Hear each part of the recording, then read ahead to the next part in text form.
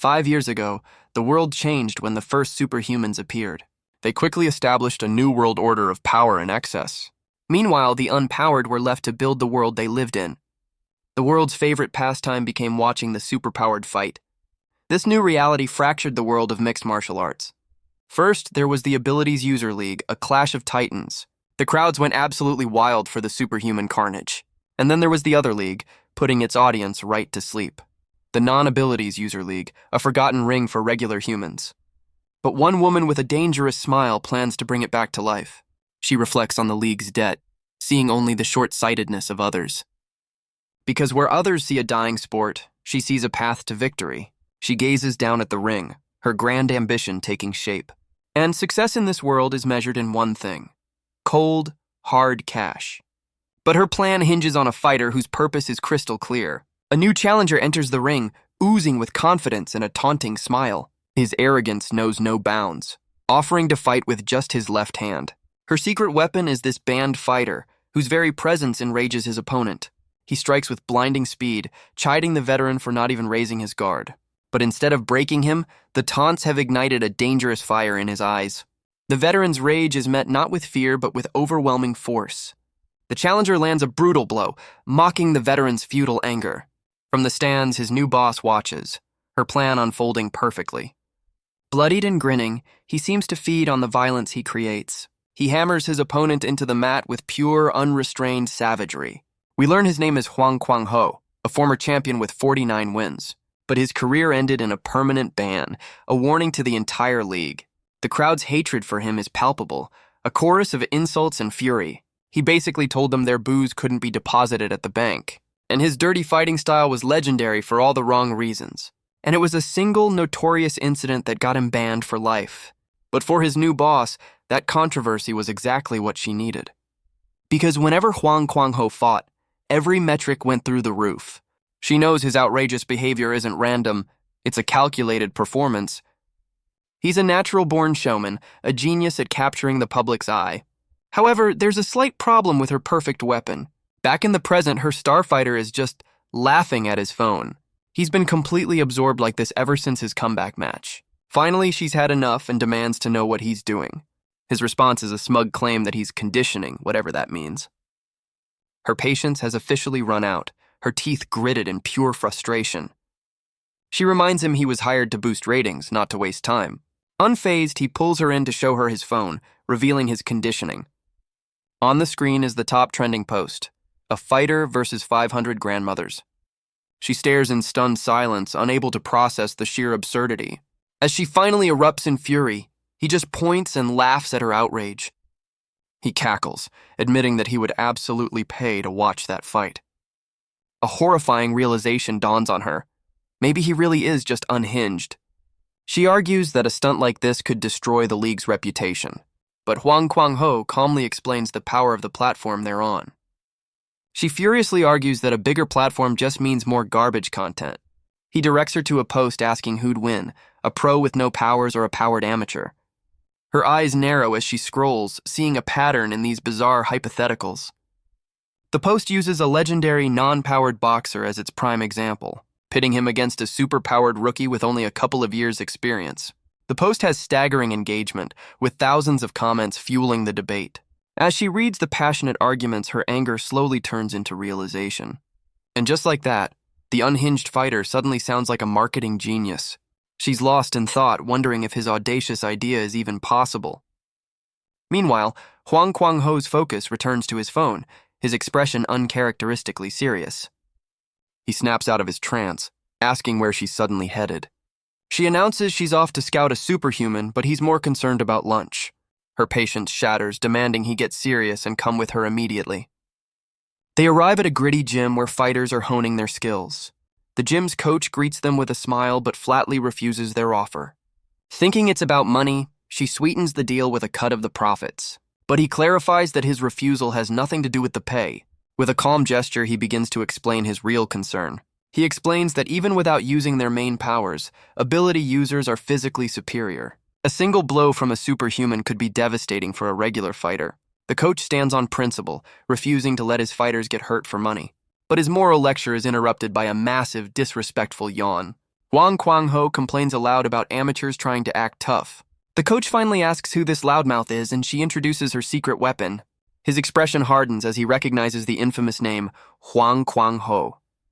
But our boy just stares back, his gaze a silent, insolent challenge. His boss, however, can barely contain her glee at the rising tension. The coach tries to dismiss the provocation, lecturing about the noble purpose of abilities. Wang Kwang-ho scoffs, dismissing the coach's lecture as naive idealism. He then flips the script, asking if the coach is simply afraid of a real fight. As dusk settles, they walk away from the gym, their offer soundly rejected. She's confused by the coach's restraint, but Wang Kwang-ho recalls his noble excuse. She blames him directly, saying his antics sabotage the entire negotiation. He scoffs at her naivety, certain the coach just sees them as insects. He explains his method of goading people, but she abruptly orders him to turn back. She dismisses him for the day, declaring she'll continue scouting on her own. Her high opinion of his genius plummets as he celebrates an early end to his workday. He smugly asks if she's certain she won't come crawling back for his help. But instead of leaving, he sits on a bench watching her walk away. His playful demeanor vanishes, replaced by a cold, calculating gaze. He watches her leave, a condescending smile on his face as he calls her naive. Back at the gym, a mop and dustpan lie on the floor. A younger fighter approaches the coach, confused by his actions. The coach barely acknowledges him, lost in his own thoughts. He grips the mop handle with terrifying force, claiming he's just cleaning the filth. Meanwhile, his boss takes a much-needed break, her scouting mission a total failure. She sighs in frustration, lamenting that no one is willing to join her league. She checks the time, her phone's wallpaper showing a picture of her and her brother. The boy in the photo has intense golden eyes and a deadpan expression. As the evening fades, she sits alone, scrolling endlessly for a solution. But she stops in her tracks, refusing to accept defeat so easily. With renewed determination, she decides to go back and try one more time. She believes that despite his principles, the coach can still be persuaded.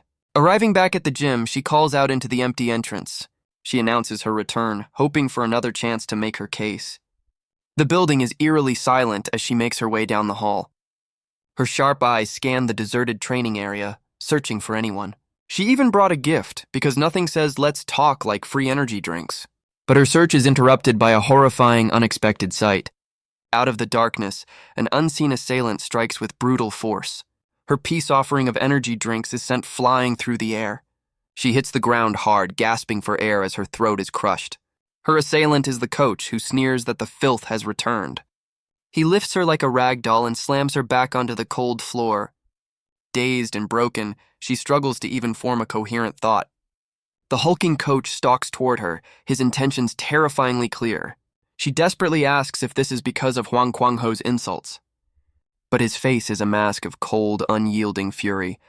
She tries to apologize, pleading with him to just calm down.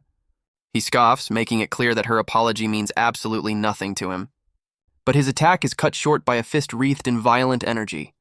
The force of the impact sends a shockwave across the gym floor. Her vision blurs, the world spinning from the shock and pain. She can only stare in stunned disbelief, gasping for air. A new figure stands over the fallen coach, gesturing to the scene. A smug grin spreads across his face. He knew this would happen all along. The coach lies stunned, his self-righteous fury completely shattered. With casual disdain, Wang Kwang-ho delivers a brutal kick to his face. The self-proclaimed man of principle is sent reeling from the blow. And through the haze of pain, she finally recognizes her unlikely, unhinged savior. The coach brings his foot down with earth-shattering force. He roars in fury, promising to end this fight in a single blow. Wang Kwang-ho is sent flying back from the sheer power of the strike. He slides across the gym floor, struggling to regain his footing. The coach seethes, referring to our boy as nothing more than an insect. But Wang Kwang-ho just grins, asking if he was so scared he had to attack a woman. The accusation hits a nerve, and the coach's rage finally boils over. He unleashes his true power, because apparently 2 arms just weren't enough. His boss can only watch in shock, witnessing a 6-armed boxer for the first time, and she wonders how anyone could possibly plan to fight against, well, that. For the first time, she questions if her grand plan was ever truly possible.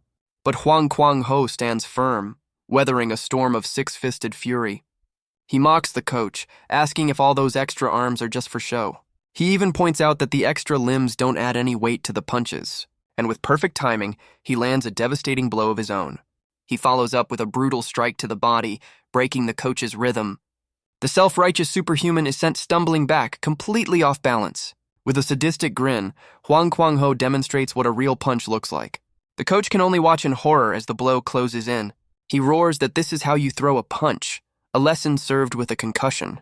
The coach stares up in disbelief, his face a mask of blood and shock. He roars in defiance, refusing to be schooled by a regular human. But Huang Kuang-ho catches the punch, a smug grin spreading across his face. He notes that having extra arms just means there are more targets to grab. His boss watches from the floor, her mind struggling to comprehend the scene. The coach howls in agony as his superhuman body is broken by sheer technique. Huang Kuang-ho begins a countdown, holding up 5 fingers with a chilling smile.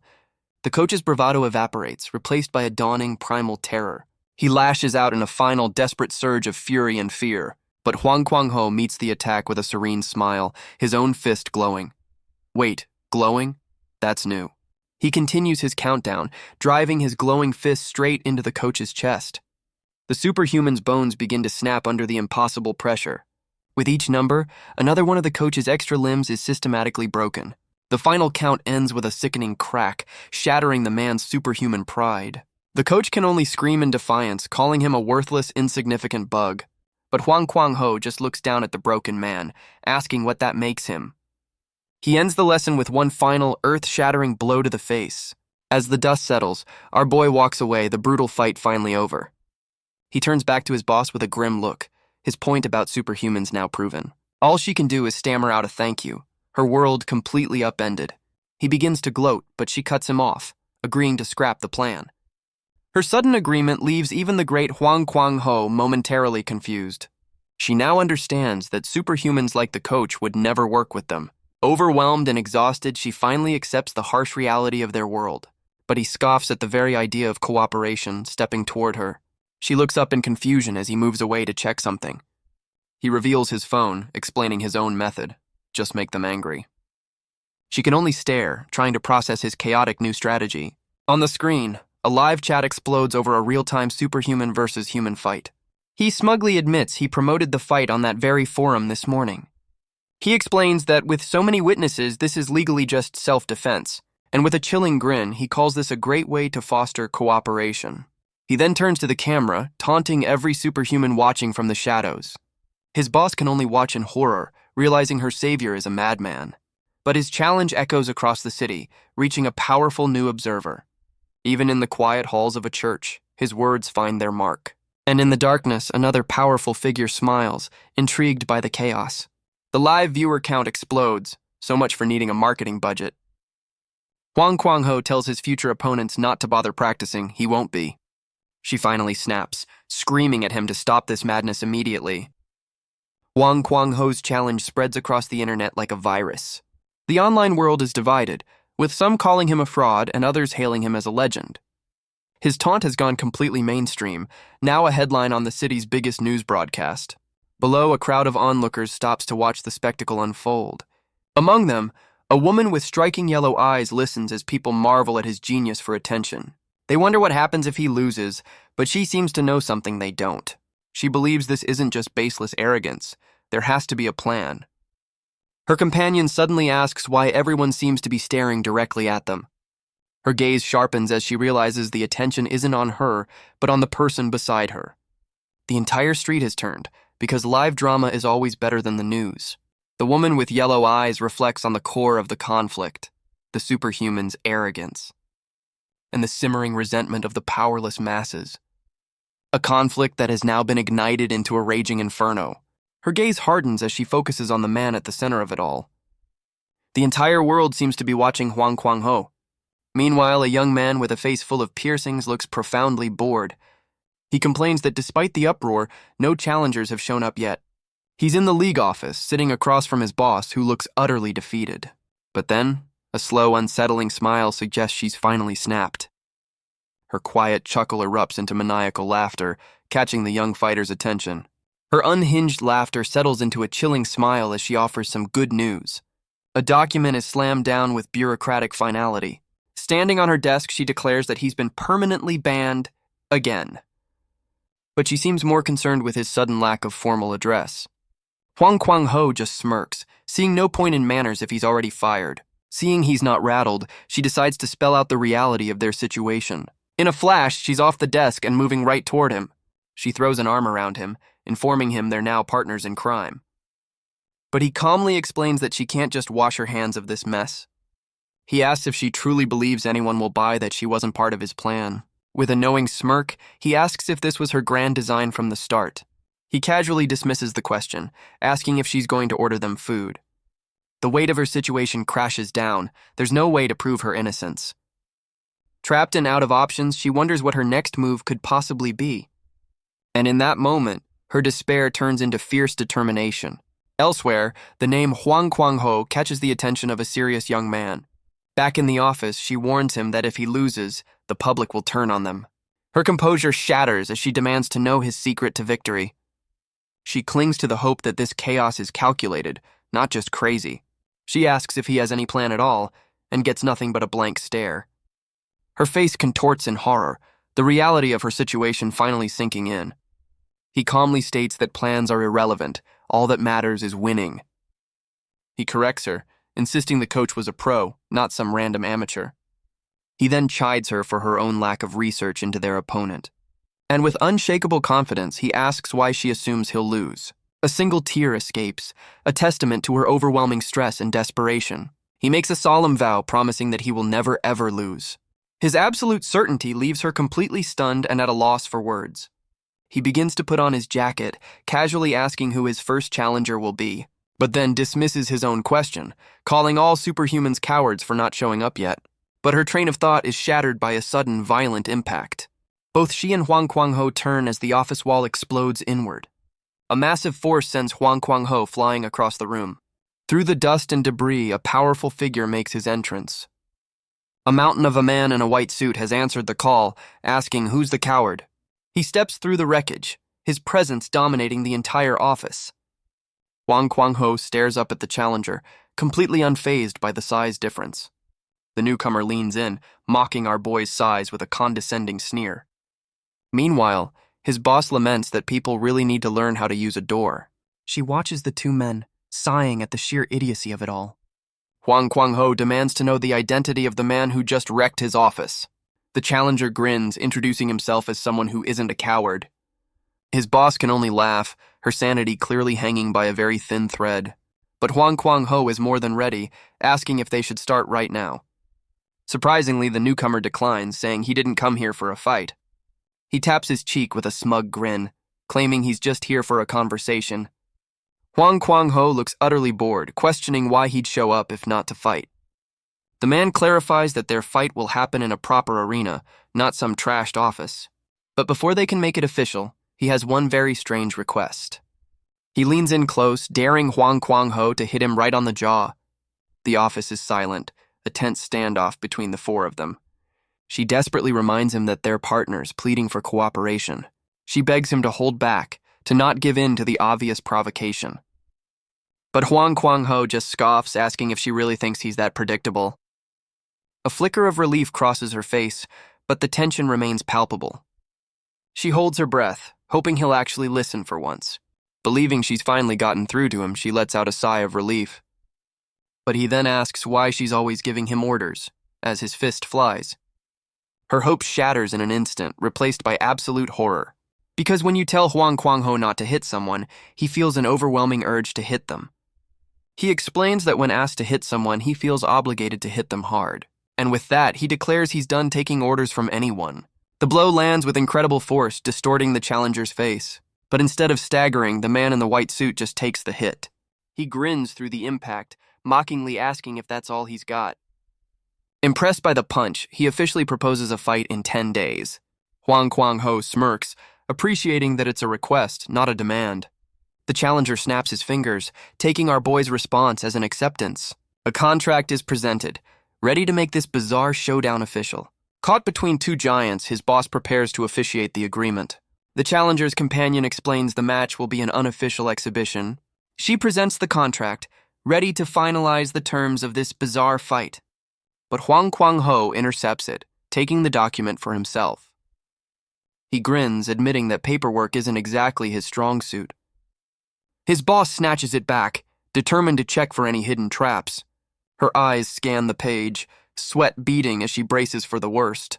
But she's stunned to find the terms are almost too good to be true. The woman in the suit reminds them that they're not exactly fielding other offers. Huang Kwang-ho's smirk suggests he couldn't care less about the details. The challenger and his associate watch, knowing they have them right where they want them. Huang Kwang-ho smirks, asking if they're the ones behind this little trick. But instead of signing, he defiantly marks the contract with a giant X. He flings the document back, accusing them of trying to pull a fast one. The challenger catches it with ease, his expression one of mild amusement. With a glare, Huang Kwang-ho announces that he accepts the fight anyway.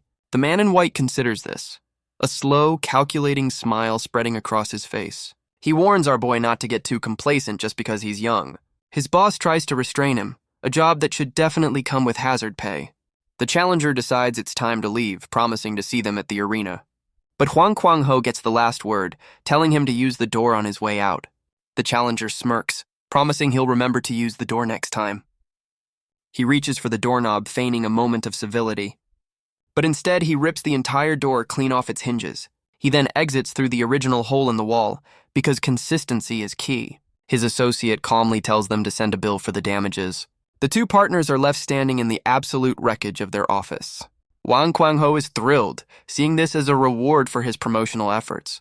He turns to his boss, expecting her to share his excitement. But she can only stare into the abyss, her spirit completely broken by the chaos. Elsewhere, a conversation reveals this month alone has brought 27 damage claims. Elsewhere, the challenger's associate frets over the mounting damage claims. But her boss dismisses her worries, telling her not to sweat the small stuff. He begins to explain the hierarchy of their league, where black is the highest rank, a privilege granted to only 3 fighters, including the man himself, Terminus Paul Ronnie. We're shown a flashback of one of his previous opponents, a man of intense focus, and we learn exactly how Paul Ronnie earned his terrifying nickname. He watches his opponents unleash their full power with a chilling, predatory smile. A fighter with the power of pure flame stands ready to strike. And in the next moment, he's reduced to nothing but smoldering ash. Because every single person who has ever stepped into the ring with him has met the same fate. A single devastating blow sends the flame wielder reeling. Because every fight against Paul Ronnie ends at the same destination, the Terminus. The superhuman's consciousness drifts in a void of pure white. He's completely disoriented, unable to comprehend what just happened. But reality comes crashing back as he's slammed into the canvas. The impact leaves a crater in the ring, a testament to Paul Ronnie's power. The referee rushes in, but the fight was over before it even began. Back in the present, his boss watches the brutal highlight reel on her computer. She finally understands the kind of top-level monster they've just challenged. The generous contract was a trap, and she's just walked right into it. The internet has already started a grim prediction, the Huang Kwang-ho death count. She finally understands the true purpose of this match from the very beginning. It was never meant to be a fight, it was a public execution. And the countdown to that execution has officially begun. The public backlash is immediate and vicious, a storm of pure hatred. She knew his antics would lead to this, a disgraceful media circus. 10 days later, on what the world is calling Execution Day, the stage is set. She knows all the hype he's built is fragile, resting on this single fight. A loss here means not only losing the match, but losing all the attention he's garnered. She can only watch, silently pleading for him to somehow pull through. Her mind paints a grim picture of the fight, a lone warrior against a towering god. She imagines the final brutal outcome of this public execution, a vision of Paul Ronnie standing victorious over the broken body of her fighter. Back in the present, she sits at her desk, crushed by the weight of her mistake. Her despair hardens into a single desperate thought. This match cannot happen. With only 9 days left, she knows she has to find a way to stop it. Her mission is to find any loophole that will allow her to terminate the contract. But her quiet scheming is shattered by a man screaming bloody murder. She looks over, already exhausted by whatever fresh hell Huang Kwang-ho has unleashed. It seems his promise not to train was a lie, and the press is absolutely furious. The press calls him a despicable liar, and he calmly agrees it's his specialty. He offers a mocking apology, complete with a peace sign for extra salt. His boss can only stare, her brain clearly short-circuiting from the madness. She finally steps in only to be mistaken for his secretary. Ouch. Her authority is completely ignored as the reporter claims they have permission. It turns out her starfighter personally invited the entire press corps. She's horrified to learn she's the last to know about her own office's press day. She struggles to understand what kind of interview he could possibly be giving. The sun sets on the city, oblivious to the dumpster fire unfolding in her office. She stands outside, completely overwhelmed by her partner's latest stunt. Her mind is consumed by one thing, the match against Paul Ronnie. Meanwhile, Huang Kuang-ho is indeed training, his fists a blur of motion. She bursts in, ordering him to stop, but he just questions her authority. Later, he puts his feet up, asking what she wants while filming her reaction. He mockingly explains that he's just doing a little training. She reminds him of the ticking clock, demanding he get to the point. But he just keeps filming, capturing every moment of her growing frustration. Her eye twitches, the realization dawning that she's become part of his show. She finally snaps, pulling out a stun gun and declaring this has to stop. Huang Kuang-ho just looks down, his expression one of mild curiosity. She admits she let him treat her like a figurehead, hoping for results. But now she says they've reached a point of no return. Gripping the stun gun, she declares she can't let his impulsive actions continue. He casually dismisses her concerns, but she screams back in pure desperation. She lays it all out. The match is a setup, and Paul Ronnie is a top-tier fighter. It makes no sense for a monster like him to fight a non-powered human, but his only response is a cold, dismissive question about her point. Her despair finally hardens into a single burning resolve. They must win.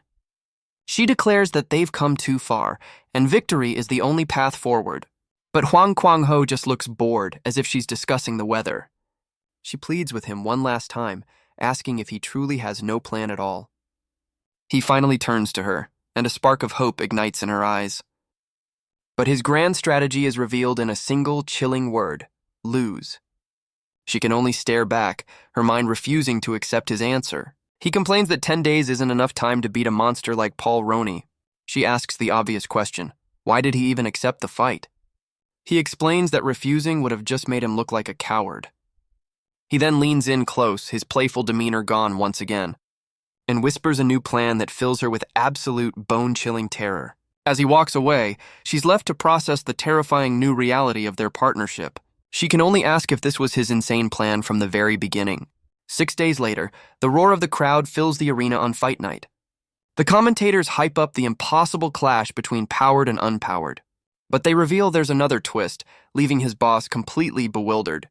A fighter steps onto a scale next to a mysterious blue bucket, for reasons. In the ring, a massive, bald superhuman faces off against his challenger. The announcer introduces the hulking fighter as the star of a recent controversy, and the challenger is none other than Huang Kuang-ho, taunting his new opponent. From the stands, his boss watches as the announcer calls for the moment of truth. Her expression is a mixture of shock and dawning horror. She finally asks if this was his insane, convoluted plan from the start. She tries to make him understand that if they lose, it's all over for them. But Huang Kuang-ho just grins, saying that's exactly what he's counting on. Her spirit breaks, realizing she's trusted a man who is completely clueless. He lets the silence hang in the air, watching her complete meltdown. He then asks if she's ever met a truly despicable person in her life, and follows up by asking if she wouldn't want to see that person get their comeuppance. He clenches his fist, the final piece of his plan clicking into place. With a demonic grin, he says he wants to see that very person get beaten to a pulp. Because people forget what they like, but they never, ever forget what they hate. The referee gives the final command, the two fighters ready for battle. From the sidelines, his boss watches, her terror giving way to understanding.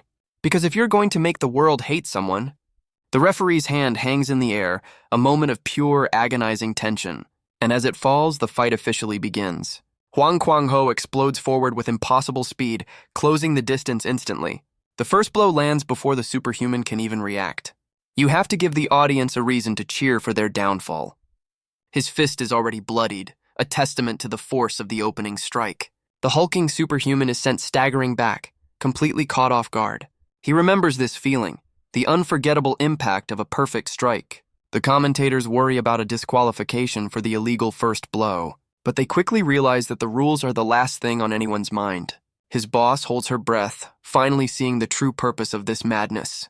Because Huang Kuang-ho has just made his debut as the villain, and business is booming. She stands alone in the darkness, a silent witness to the chaos she helped create. The crowd erupts in a symphony of shock, outrage, and pure disbelief. A grim understanding settles on her face. There is no turning back now.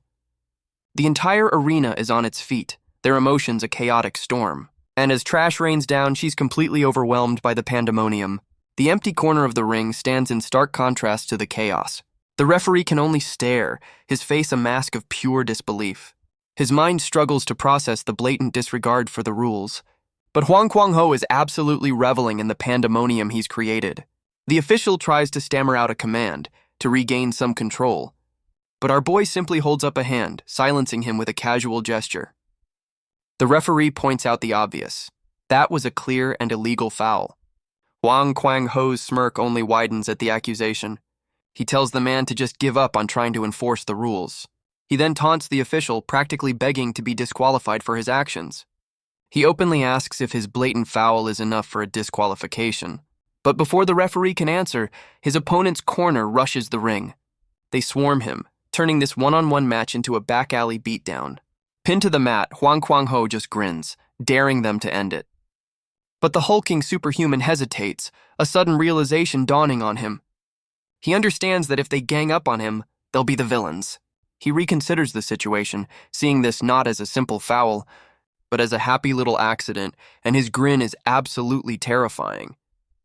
A quick reminder of the rules. Even in this league, eye gouging is a foul. And kicking a downed opponent is strictly against the regulations, and stomping on a downed opponent is definitely not on the approved list. But getting disqualified was always part of the plan. He's turning his own execution into a spectacle for the masses. It's a high-risk gamble, but it was their only move. She understood the logic, the sheer audacity of it all. But there's one thing she can't understand. Why hasn't the fight been stopped? The crowd roars, not for the man in the ring, but for Paul Ronnie. They're all here to see a non-powered human get destroyed, and the hulking superhuman is more than happy to oblige. Huang Kuang-ho's blatant foul has only made his execution more entertaining. He lies on the mat, a manic grin on his face, admitting this is driving him crazy. He plants his foot, preparing to make his next move. And his brilliant strategy is revealed. He's just going to run away. The octagon's design is explained. Its shape means there are no corners to get trapped in. His opponent roars in frustration, calling him a coward for refusing to engage, which, as Huang Kuang-ho realizes, makes it the perfect arena for running away. But his cardio session is about to be cut short. The superhuman finally closes the distance, asking how long he plans to flee. A massive fist barrels toward him, ready to end this chase. But Huang Kuang-ho ducks under the attack and lands a brutal counter of his own. He grins, satisfied that his punch found its mark. But the superhuman just takes it, asking if he's finally ready for a real fight. His opponent's body glows with a terrifying red aura of pure rage. Huang Kuang-ho braces himself, blocking the first thunderous blow. The impact is so great it seems to crack the very floor of the ring. A storm of superhuman fists descends, each one radiating with violent energy. Our boy is sent reeling, completely overwhelmed by the raw power. The crowd roars with laughter, calling him an idiot for even trying to defend. Even the commentators mock his efforts, noting that blocking is pointless against a superhuman. They wonder aloud if he came into this fight with any plan whatsoever. The referee looks on, his expression a perfect blend of confusion and apathy. From the sidelines, his boss screams at the official, demanding to know why the fight isn't stopped. But the referee just glances over, offering nothing more than a dismissive hum. And then it hits her. She'd forgotten a crucial, devastating fact. This is the DK League's home turf, and the audience is just as biased. As the brutal, one-sided beatdown continues, no one sees a problem. The woman with yellow eyes understands. The entire system was rigged from the start. These aren't fight fans. They're Paul Ronnie's fans, here to see a toy get broken. Lying in a pool of his own blood, Huang Kuang-ho thinks back to his last fight. But he admits that he truly envies the man standing before him now. He grins through the blood, mocking the superhuman for his convenient powers. His boss realizes the danger, knowing that forfeiting might be their only way out. But she knows that after all the attention he's built, a forfeit would be the end. The entire world is watching, every eye fixed on their every move. And the judgment in those eyes is absolute and unforgiving. To back down now would mean facing the world's ridicule and scorn. She refuses to accept that fate, desperately searching for another solution. She racks her brain for a way out, a path forward that doesn't end in ruin. But in the ring, the fight continues, the answer nowhere in sight. The two opponents circle each other, a brief lull in the brutal storm. The woman with yellow eyes watches intently, her gaze sharp and calculating. Huang Kuang-ho stands over his opponent, waiting for the fight to resume. He asks the man on the ground what he's even doing, but the superhuman just grins, turning the question right back at him. The crowd watches on, their expressions a mix of boredom and amusement. The man explains he's just waiting for the first round to officially end. He mockingly asks if this isn't the big show everyone came to see. Huang Kuang-ho can only stare, the bizarre turn of events leaving him speechless, and the crowd absolutely loses it, erupting in derisive laughter. They film his humiliation, because public shaming is the best spectator sport. The crowd's laughter echoes through the arena, a chorus of pure mockery. The superhuman taunts him, saying it would be boring to end the fight so quickly. The bell rings and the sign for round 2 is held aloft. Back in the corner, his boss rushes to his side, desperately asking if he's okay. He dismisses his injuries as minor, much to her complete and utter disbelief. He takes the water she offers, his hands bloodied from the first round. He explains that his opponent was holding back just enough to keep the match going. She can't believe he'd call that brutal beatdown strength control, but he confirms it. A single tear escapes, a quiet testament to her overwhelming fear and stress. She calls his name, trying to get through to him before the next round begins. With tears in her eyes, she pleads with him to just forfeit the match. He knows they can't, but she insists they have no other choice right now. She lays out the grim reality. Continuing only leads to more ridicule. She accuses him of being too proud to admit his judgment was wrong. She begs him to be wise, to cut their losses and just end this now. He listens in silence, his expression unreadable for a moment. As the countdown for the next round begins, he finally seems to agree. But of course, he was just messing with her. He has no intention of forfeiting. She screams in frustration, demanding to know what his plan is. He looks back, turning her own desperate question back on her. The crowd roars with insults, shocked that he even dared to show his face again. He ignores their taunts, the questions of what a powerless human could possibly do. They call him a delusional fraud, filming his humiliation for the world to see. They accuse him of being all talk and no skill, a champion in name only. Some even offer to fight him themselves, promising a proper beatdown. But their mockery only fuels his rage, and he vows to make every single one of them regret it. We're then given a lesson on the DK League's strict entry requirements. It's a long, grueling path from manifesting powers to even reaching the lower Pro League. A journey defined by countless victories and the accumulation of points. And even among these chosen few, only the absolute elite can reach the highest level. These elites are the pride of all superhumans, revered as living gods. And the crowd roars for one of them now, Paul Ronnie. He mocks Huang Kuang-ho, asking if he's ready for another beating. He even suggests our boy's just jealous of his popularity. But Huang Kuang-ho just grins, asking why he isn't speaking English. He presses further, questioning if the man is even Korean. And as he explodes forward, he speaks of the one at the apex of this system. The superhuman unleashes a devastating blow in response. But his only answer to the questions is a smug, infuriating wink, real helpful. He holds the pose, clearly enjoying the psychological games. He continues his taunt, speaking of the true champions of their world. He mocks the very idea that these superhumans are the pinnacle of fighting. He believes a true champion reaches the top not through power, but technique. His opponent's only response is a grin of pure, unadulterated fury, a realm beyond raw strength achieved through perfecting one's own skills. And in a flash, technique meets brute force in a stunning display. A high kick, honed through countless battles, shatters his opponent's guard. The entire arena is stunned into silence, their mockery turning to disbelief. Even the woman with yellow eyes can't hide her astonishment at the sudden turn. The commentators lose their minds, unable to explain what they just witnessed. The kick connects with brutal precision, snapping the superhuman's head back. His opponent can only stare in disbelief, demanding to know how it was possible. He struggles to understand, questioning if it was a power or pure skill. But his shock quickly turns to a manic grin, demanding another demonstration. And Huang Kuang-ho obliges, aiming a vicious kick at his opponent's eye. The commentators are in an uproar, screaming about yet another blatant foul.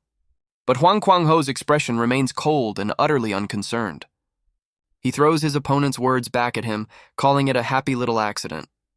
The audience can only watch in stunned silence, their popcorn completely forgotten. He then unleashes a furious barrage, screaming that it's all just one big accident. The referee can only watch, his mind completely short-circuiting. Each blow lands with the force of a small, contained explosion. He tries to form a word, any word, but all that comes out is foul. Huang Kuang-ho's arm tenses, ready to deliver another accident. He brings his fist down, screaming his innocence with every illegal strike. The official has completely checked out. This is way above his pay grade. Even the woman with yellow eyes is left speechless by this brutal turn of events. The crowd erupts in fury, demanding he stop disgracing their precious league. But Huang Kuang-ho just screams back, asking why they're so confused by a simple accident. Their hatred rains down on him, but he seems to welcome the storm. He looks up, bloodied but unbroken by the chaos around him, and offers the furious crowd a single, universally understood gesture. They scream for the match to be invalidated, their rage boiling over. But Huang Kuang-ho calls out their hypocrisy for all to hear. He scoffs at them for trying to change the rules now that they're losing. He then turns to his opponent, asking why he didn't end the fight. The superhuman admits that our boy could have been knocked out earlier. He accepts his defeat, a rare moment of sportsmanship in this dumpster fire. He struggles to understand why Huang Kuang-ho showed him any mercy. The question hangs in the air, and our boy's expression turns grim. Huang Kuang-ho's gaze is cold, his answer ready on his lips. The commentators are left speechless, their prepared scripts now utterly useless. In the stands, the audience can only stare, their minds struggling to catch up. The superhuman grits his teeth, a low growl rumbling in his chest. His aura explodes in a final desperate surge of raw power. But Huang Kuang-ho remains unfazed, his expression almost pitying. He leans in close, accusing his opponent of being the greedy one. He mocks the man's pride, knowing he wanted a true victory, not this farce. The superhuman's hand trembles, his strength finally failing him. And with that final psychological blow, the giant begins to fall. He tells the man he'll show him the true meaning of the Terminus. With a bloody smirk, he dismisses his opponent's earlier confidence. He mocks the superhuman's arrogance, saying he couldn't care less about his powers. He then answers the unasked question of why he didn't end the fight sooner. The hulking fighter can only stare, his mind reeling from the psychological warfare, because ending it quickly would be boring, and Huang Kuang-ho is just getting started. The sign for the third round is held high. We're reminded that for a non-title match, this is the final round. The crowd, including the woman with yellow eyes, watches with bated breath. And in that moment, they all realize what this means for the fight. The final round is about to begin, the one that will decide everything. Huang Kuang-ho looks back, bruised but with eyes still burning with defiance. He glances toward his boss, expecting another lecture or a plea to stop. He turns away, ready to face his opponent and finish this on his own terms. But a sudden, desperate shout of encouragement cuts through the arena's roar. He's genuinely surprised, having braced himself for yet another scolding. She has a million questions about his methods, but shoves them all aside for now. And incredibly, the crowd joins her, their boos finally turning into cheers. The very people who mocked him are now screaming for his victory. Funny how that works. She channels all her fear and frustration into one final deafening roar of support. He turns back with a bruised but triumphant grin, casually accepting their support. But then a thought crosses his mind, his expression turning suddenly serious. His opponent extends a hand, a gesture that feels more like a threat than a truce. The superhuman grins, suggesting they have a proper greeting before the final round. Huang Kuang-ho eyes him suspiciously, asking if this is a handshake or an attack.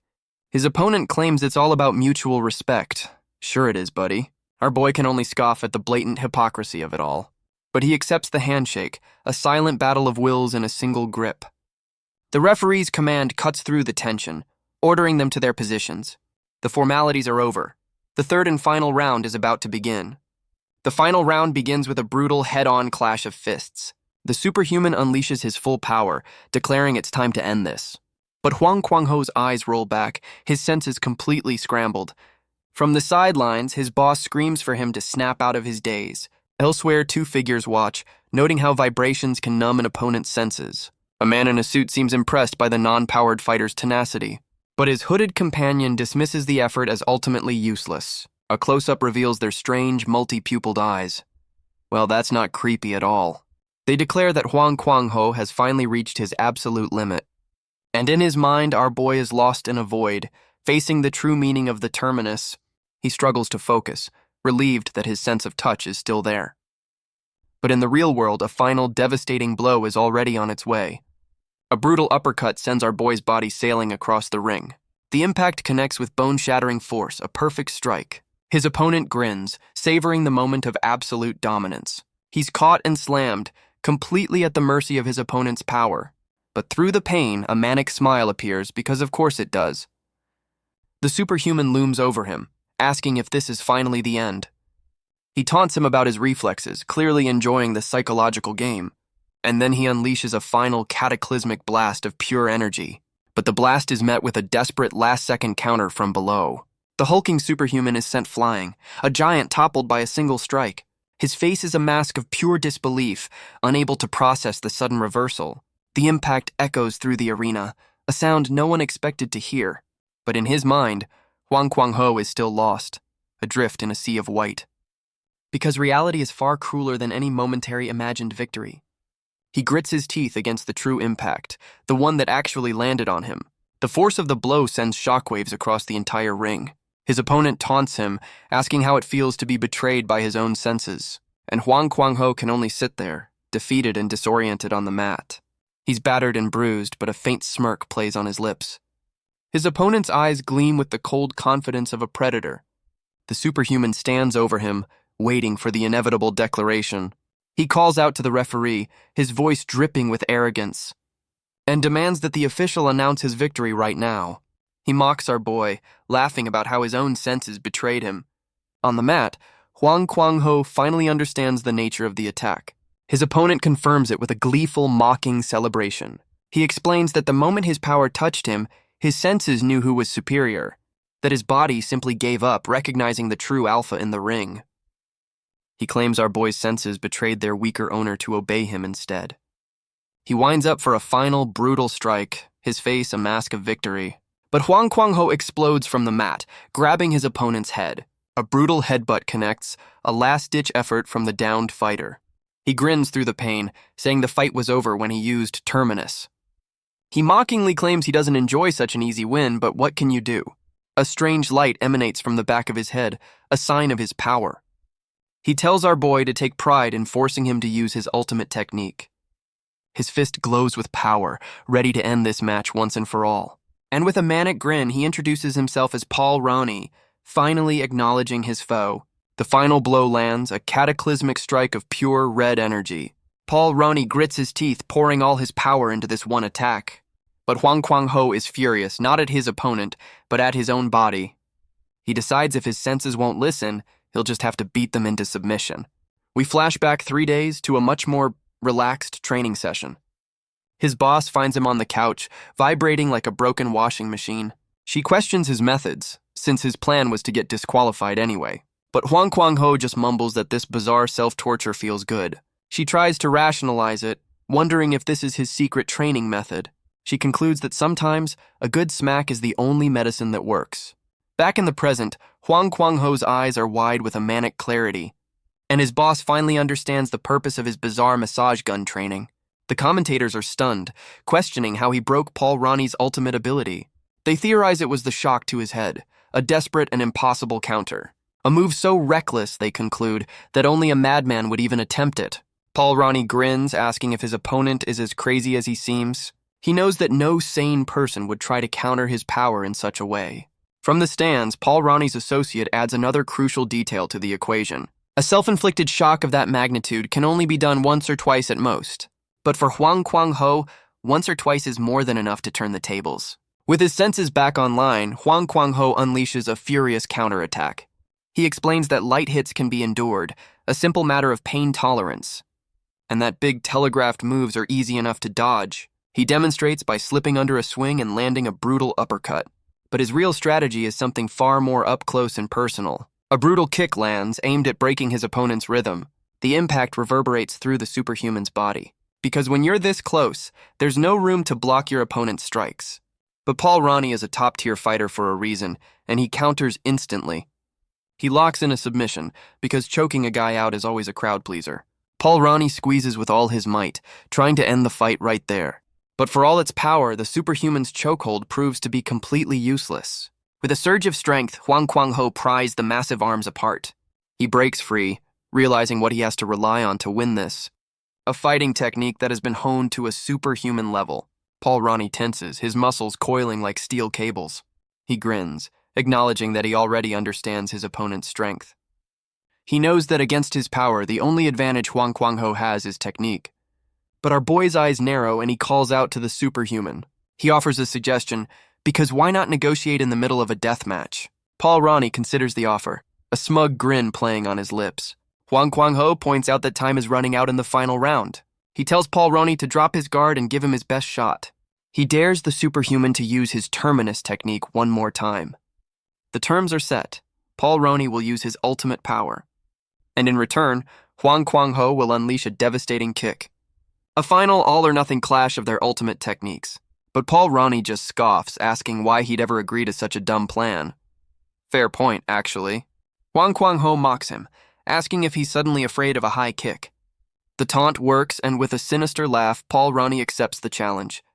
He believes that if you can't win with the skills you have, then you have to fight with what you don't. And what Huang Kuang-ho doesn't have is a single shred of honor. He completely ignores their agreement because promises are for people who play fair. With a manic grin, he proves he has none of the pride a true fighter should. He attacks mid-sentence, aiming directly for Paul Ronnie's previously injured eye. Faking a high kick, he changes its path mid-air to strike from a blind spot. It's a dirty, underhanded tactic, but it's undeniably effective. He follows up instantly with a brutal left hook to the jaw. The Superhuman is sent reeling, caught completely off guard by the cheap shot. He grabs hold of the dazed Superhuman, refusing to let him recover. Because this is how his plan works, by creating absolute chaos. He knows that when things get complicated, judgment gets cloudy, and with a manic grin, he prepares to exploit that very confusion. Because when a fighter's mind is fuzzy and overwhelmed, their body will instinctively fall back on old habits. They'll lean on what they trust most, their ultimate technique, Terminus. Paul Ronnie takes the bait, meeting the challenge with his own raw power. A cataclysmic blast of energy erupts from the Superhuman's fist. But Huang Kuang-ho was ready, and the ultimate attack is blocked. He knows a single strike like this wouldn't normally connect, but thanks to the chaos, it's landing again and again. Paul Ronnie's judgment is clouded, his instincts completely failing him. Huang Kuang-ho screams, knowing that unpredictability is his only weapon. He believes that if a coincidence happens twice, it becomes inevitable. And if it happens a third time, it becomes destiny. The audience watches, seeing him turn a lucky break into an unavoidable outcome. And as the commentators realize, that's how you forge a victory from nothing. His boss can only stare, the sheer audacity of his plan finally hitting her. In the ring, a single fist is clenched, ready to deliver that final fated blow. He gasps for air, declaring, "This is the true meaning of being a fighter."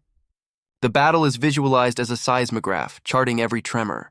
The needle frantically records the violent exchange of blows. And then, with a final shuddering stop, the line goes flat. He stands over his fallen foe, turning coincidence into a law of nature. The giant's life force fades, a final dying pulse in the silent arena. Paul Ronnie can only stare up, his world turned completely upside down. He sees the unpowered human who somehow managed to topple a god. The final blow lands, a strike that rewrites the rules of their world. They say it's impossible for humans to overcome nature's law, but his boss can only scream in horror as the announcer declares the match is over. The crowd erupts, celebrating Paul Ronnie's devastating blow to Huang Kuang-ho's chin. The commentators laugh, casually remarking on how severe the damage must be. They warn that even a blocked punch to the chin can be a knockout blow. The medical team enters the octagon, ready to carry out the fallen fighter. But a single hand rises in defiance, stopping them in their tracks. Huang Kuang-ho stands, asking who gave them permission to enter his ring. The medics are confused, insisting the fight is over and he's badly hurt. But his eyes are clear, burning with an unwavering, impossible focus. He agrees that the injuries are severe, just not his own. Blood splatters across the canvas, a grim testament to the final blow. From the mat, Huang Kuang-ho looks up at the giant who defeated him. His body is hunched, the weight of the impact pressing down on him. But Paul Ronnie can only stare, his mind struggling to understand how. Huang Kuang-ho's feet struggle for purchase, his body refusing to collapse. The Superhuman questions how anyone could take that hit and still be standing. The commentators scream in denial, refusing to believe he has powers, because what they just witnessed wasn't a man withstanding a blow, but Paul Ronnie's fist connecting with absolutely nothing but air. The Superhuman's ultimate attack had missed its mark completely. The commentators are baffled, questioning why Paul Ronnie isn't using his abilities. Instead, both men are trading blows, completely abandoning any pretense of defense. The entire arena struggles to process the raw, chaotic brawl unfolding before them, and the commentators absolutely lose it as the clock reveals only 20 seconds remain. His boss realizes victory now comes down to whoever can take the most punishment. It's a desperate, brutal exchange of pure grit and fury. Paul Ronnie unleashes another haymaker, forgoing all technique for raw power. A devastating blow connects as the final seconds tick away from the clock. And through it all, the superhuman wears a grin of pure, unhinged joy. Because of course he does. But Huang Kwang-ho meets the onslaught head-on, refusing to give a single inch. With 15 seconds left, Huang Kwang-ho digs a brutal punch into his opponent's side. The impact ripples through the superhuman's chiseled physique. But our boy just grins through the blood, a mask of pure, unhinged determination. Paul Ronnie's fist clenches, ready to return the favor with interest. He swings with everything he has left as the clock ticks down to 12 seconds. The blow lands, a thunderous impact that would fell any normal man. But Huang Kwang-ho answers with another strike of his own, the clock now at 10. He's battered and bruised, but his focus remains absolutely unshaken. A sudden cold clarity cuts through the chaos in his eyes. They're locked in a desperate clinch, a storm of fury in the final moments. The clock ticks down to 8 seconds, an eternity in a fight like this. Huang Kwang-ho grits his teeth, pushing through a wall of pure agony. He plants his foot, digging into the canvas for one final desperate move. His footing is sure, even on a floor slick with sweat and blood. In a stunning display of technique, he hoists the superhuman into the air. The resulting slam shakes the entire octagon, a sound of pure, unadulterated impact. With only 6 seconds left, both men are down, the cost of the move immense. But Huang Kwang-ho forces himself up, his body screaming in protest. His eyes are wide with a terrifying, unbreakable focus. And across the ring, his opponent begins to stir, refusing to stay down. The clock ticks down to 4 seconds, each moment an eternity. Paul Ronnie rises, a titan refusing to be felled by a mere mortal. With 2 seconds left, they lock eyes, one last chance to end it. The superhuman throws one final, desperate punch with everything he has left. His massive hand finds its mark, a grip of pure, crushing power. He pins Huang Kwang-ho, determined to break his unyielding spirit. But as the final bell rings, they're still locked in a brutal stalemate. The announcer screams that the match is over, his voice cracking with disbelief. In the silent aftermath, only one man is left standing in the ring. The crowd can only stare, their minds unable to process the impossible outcome. Elsewhere, a woman in a suit waits patiently, enjoying a simple meal. The strange observers watch the aftermath, their expressions unreadable. And in a hospital room, Paul Ronnie sits broken, his reign as a god now over. We flash back to his boss, her face a mask of pure, unadulterated stress. She remembers the final, brutal exchange that decided the entire match. Now, in the present, a lone car speeds down the highway into the sunset. She drives in silence, the weight of their impossible victory settling in. But Huang Kwang-ho breaks the tension, casually announcing he's hungry. They pull into a rest stop, a moment of normalcy in a chaotic world. He heads to the restroom to wash away the blood of his victory. But 2 women leaving the restroom stare in shock at the sight of him. His boss overhears their concern, a familiar sense of dread creeping in. Her mind flashes back to another fighter, another time someone wouldn't wake up. A memory of a dark night in a lonely building, long since buried. She remembers the sound of footsteps approaching a door, and the feeling of being carried, her own body broken and limp. A phantom pain sears through her chest as the traumatic memory takes hold. She relives the terror, the desperate gasps for air in the suffocating darkness. The footsteps stop, a brief moment of safety before the next horror. And the quiet whisper that the nightmare was finally truly over. The crowd is in an uproar, refusing to accept the match's outcome. They scream for a rematch, even accusing him of colluding with his opponent. His boss offers a shaky thumbs up, a brave face for the man on the stretcher. He weakly returns the gesture, confirming he's still among the living.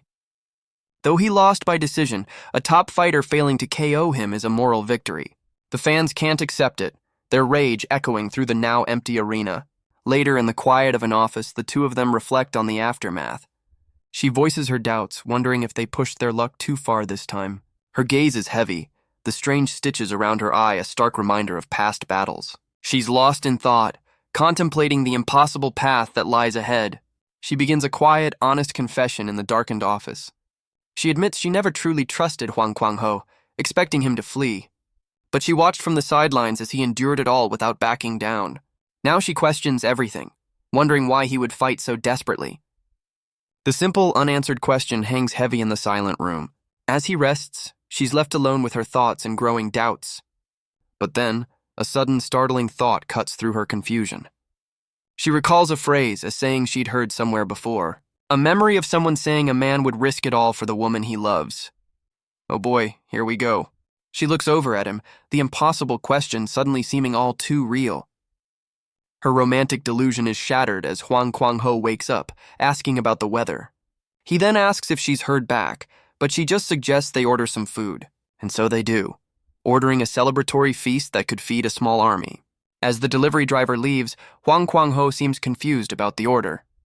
His boss quickly covers, telling the driver he's just a bit concussed from the fight, but a little brain damage won't stop him from enjoying some well-earned fried chicken. She suggests they check the world's reaction to his impossible performance. He agrees without a second thought, while she's practically vibrating with anxiety. She can't comprehend his calm, wondering if he feels any pressure at all. But as the camera pans over the aftermath, the empty bowls are stained with blood. The search results are in, and the fight has gone completely viral. His boss hesitates for a moment before selecting the post-match interview. They watch as a reporter from an MMA review channel begins his segment. He's out on the streets, ready to gauge the public's reaction to the fight. The reporter announces a survey, wanting to know what the world really thinks. The first interview is with a student who admits the fight inspired him. Two women offer a split opinion. One found it cool, the other just found him creepy. A man with glasses calls the match remarkable, despite being fundamentally unfair. But another man argues that Huang Kwang-ho chose to be there, so he can't complain. He claims Paul Ronnie was just being merciful, and our boy should be grateful. The next woman interviewed is furious, asking why he deserves any respect. The reporter moves on, searching for the next soundbite for his segment. An older man is next, his expression one of deep disappointment. But his disappointment quickly turns to rage over the blatant fouls. He screams that Huang Kwang-ho is a criminal who sets a terrible example. Another man steps up, certain that our boy is watching this very broadcast. He spits on the ground and delivers a direct, violent threat. Real charmer, this one. Huang Kwang-ho watches in silence, his face an unreadable mask. The next person argues that as a professional, he should have shown more discipline. A young woman struggles to find the words, trailing off in confusion. The old man's face contorts with rage as he calls Huang Kwang-ho an irredeemable piece of trash. His boss can only watch, the hatred of the world reflected in her pained expression. Her hand reaches out, trembling, ready to end the broadcast. She finally breaks, suggesting they've seen more than enough.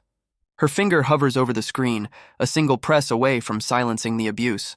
But Huang Kwang-ho's hand closes around her wrist, stopping her cold. With an unnerving calm, he tells her to let it play.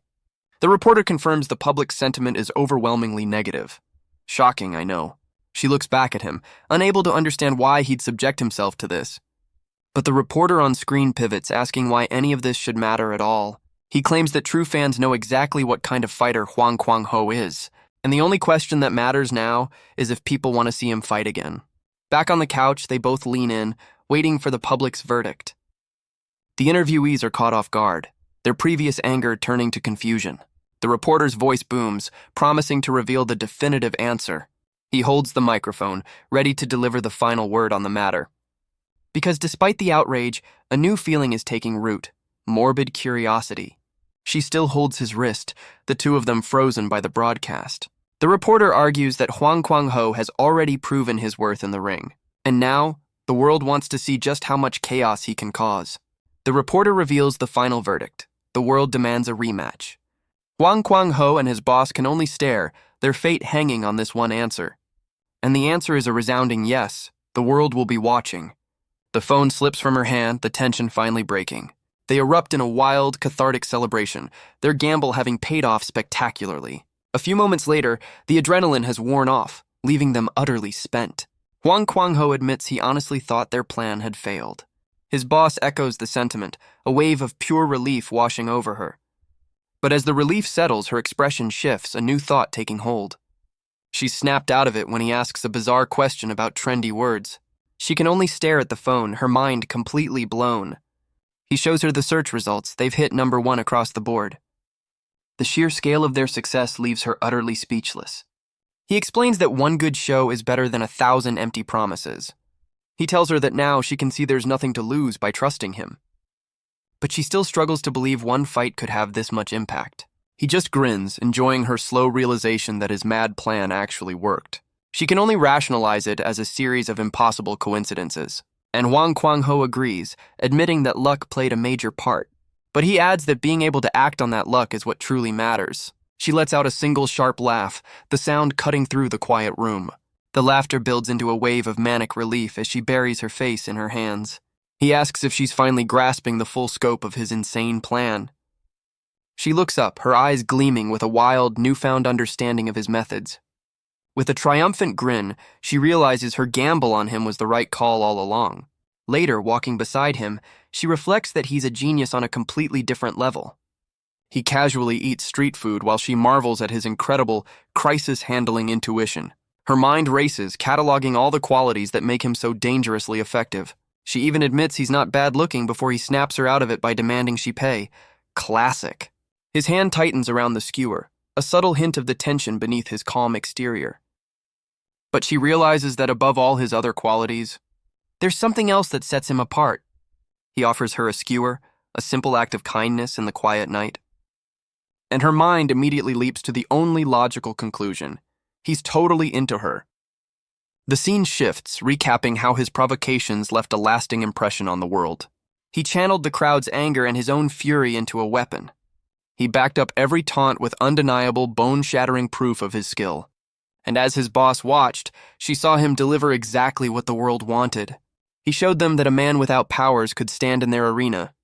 The results were astonishing, forging their hatred into a twisted form of celebrity. But elsewhere, in a quiet classroom, a student seems completely unimpressed by the hype. His classmate asks if he dislikes Wang Kwang-ho, but he has a different take. He explains that the public doesn't care about the sport, only the man himself. For him, the real entertainment has always been Wang Kwang-ho's personal drama. In another part of the city, a woman stares at her monitor, her expression one of pure disbelief. She and a colleague watch as their online traffic and search rankings plummet. She desperately tries to figure out what crucial element they're missing. Her partner offers a bizarre suggestion about a lack of water. Real helpful, buddy.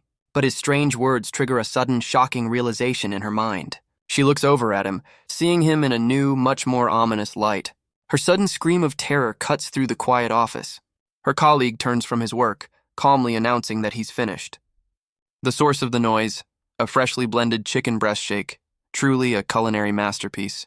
She explodes in fury, demanding to know why he's using a blender at work. The machine vibrates violently, the sound that triggered her panic. She reminds him that this is an office, but he just looks away, unconcerned. He turns back with a deadpan stare, asking if she has a problem. Utterly defeated, she collapses to the floor in despair. She looks up, realizing with dawning horror that there's no one else, and that this very man is the only person she can possibly trust. He asks what the problem is, assuring her everything is going according to plan. She stares back in disbelief, wondering what plan he could possibly mean. He kneels down to her level, his expression calm and unwavering. He questions her panic, claiming he already explained all of this to her before. A menacing grin spreads across his face as the memory returns. The image of his clenched fist triggers a long-buried recollection. She finally remembers, admitting she was too lost in thought to listen. We flash back to another fight, another arena, another brutal exchange. She was there, watching from the stands as he fought for his life. She recalls him saying something, but the words were lost in the chaos. He presses her, asking what was on her mind since she clearly wasn't listening. She panics internally, knowing she absolutely cannot tell him the truth. But she steels herself, determined to find a way to handle the situation. The scene shifts to the quiet of an office restroom, a moment of solitude. She stares at her reflection as their company's numbers continue to plummet. With a grim resolve, she decides she has to confront him about his plan. But she's paralyzed by indecision, wondering what to say or if it even matters. She questions why she's even letting this get to her in the first place. Alone in the empty room, she's trapped by her own spiraling thoughts. She leans against the sink, the weight of it all finally crashing down on her. She remains in the empty restroom, hunched over the sink. Her face is hidden in shadow, lost in her own despair. She looks up, a flush of deep embarrassment coloring her cheeks. The shame quickly morphs into a cold, panicked sweat. She stares at her own reflection, a portrait of utter defeat. Elsewhere, a confident step echoes in a silent hallway. A new figure appears, her yellow eyes burning with cold purpose. She walks with an unnerving calm, a predator returning to her territory. She declares that she has finally come to her senses, feeling right at home. She stands before a door, ready to catch up on some very important work. Her hand closes around the doorknob, ready to make her entrance. She doesn't just enter, she kicks the door wide open. She's here to discuss the plan that Huang Kwang-ho has set in motion, and her piercing yellow eyes suggest this isn't a friendly review. Inside, she finds the two colleagues caught completely off guard. The woman with the white streak can only stare in utter shock. Her partner, however, seems entirely unfazed by the intrusion. The newcomer steps into the light, her presence filling the room. Her face is hidden in shadow, her intentions a complete mystery. As he asks what she wants, his partner begs him to report the threat. Well, that's one way to handle HR issues. But instead of helping, her partner suddenly turns and attacks her. She screams in disbelief, her trust completely shattered in an instant. He lifts her into the air, his grip tightening around her throat. Her mind reels, unable to process the sudden, violent betrayal. He locks her in a chokehold, her cries for help echoing in the office. The newcomer simply watches, asking why he would do such a thing. The question hangs in the air, a demand for an explanation. Her gaze is cold and analytical, watching the scene unfold, and in her eyes we see a flicker of a painful, familiar memory.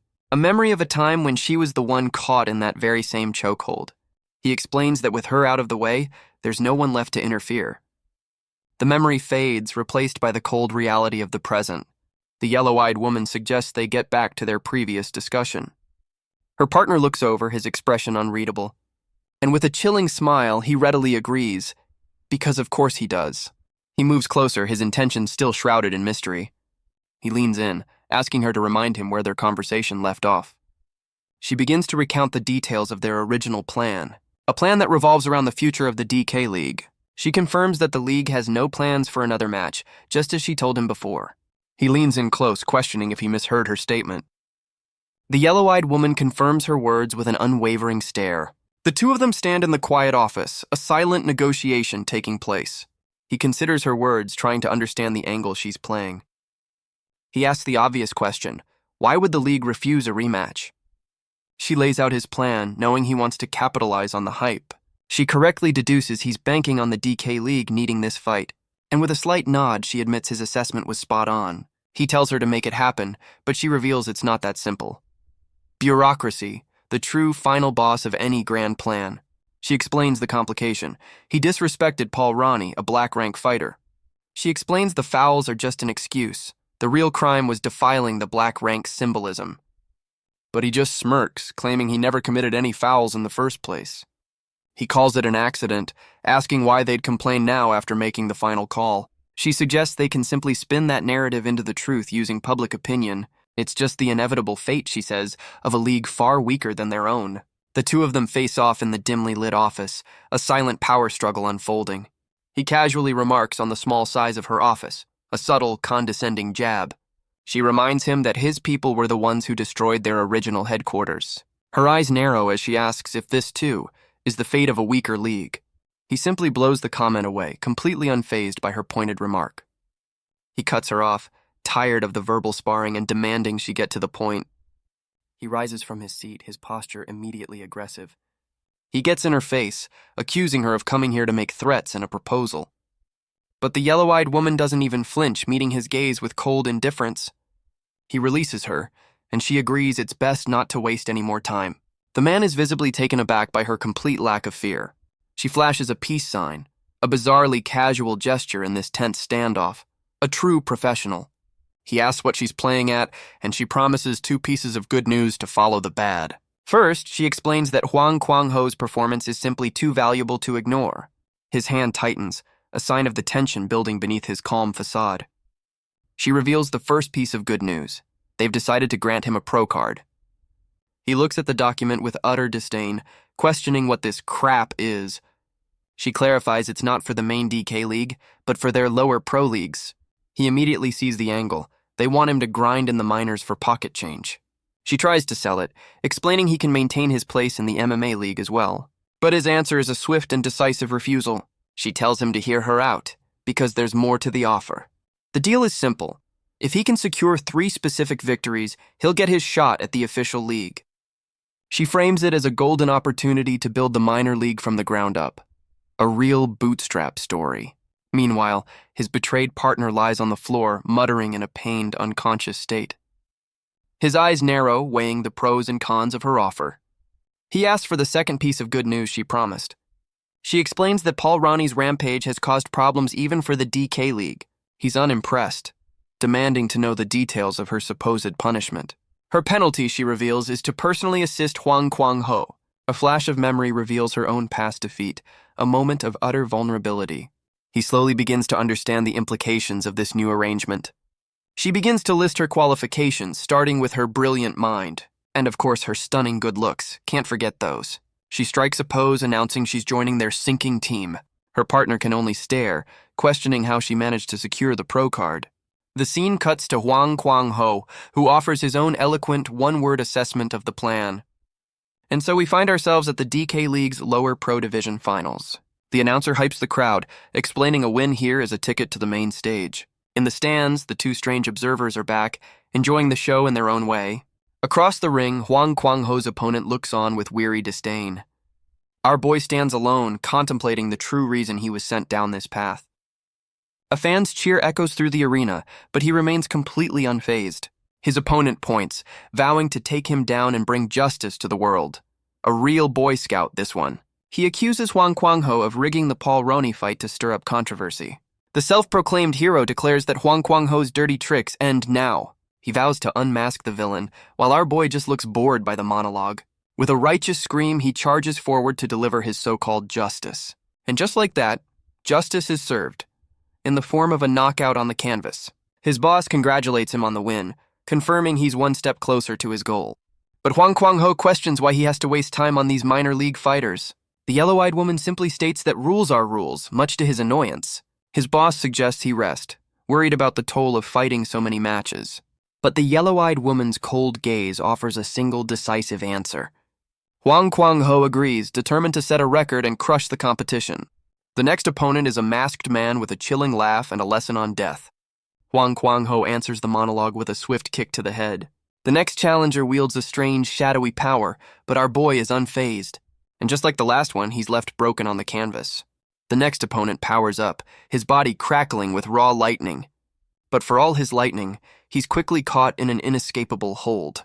His final opponent, a woman in red, tells him to give it his all. The result is the same, leaving the referee completely stunned.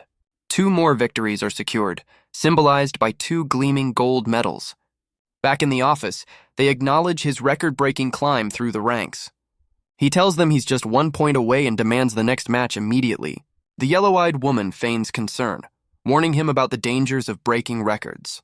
But Huang Kwang-ho cuts her off, his patience completely worn thin. His boss begins to count, a look of dawning horror on her face. The yellow-eyed woman realizes he's fought 16 consecutive matches. He confirms it from the floor, stating that breaks are not part of the plan. His boss finally loses it, screaming that his recklessness will get him killed. But he simply reaches out, silencing her mid-rant with a single hand. He pulls her close, admitting she's right. But he's not going to listen. Because of course he isn't. He points forward, his demand unchanged, leaving his boss to fume in frustration. The yellow-eyed woman explains that his judgment is correct. Titles matter. His boss screams that she knows, but Huang Kwang-ho just seems amused by her panic. He boasts about his competence, asking if she's finally impressed. The yellow-eyed woman's deadpan stare suggests she's anything but his boss seems to have a sudden, desperate change of heart.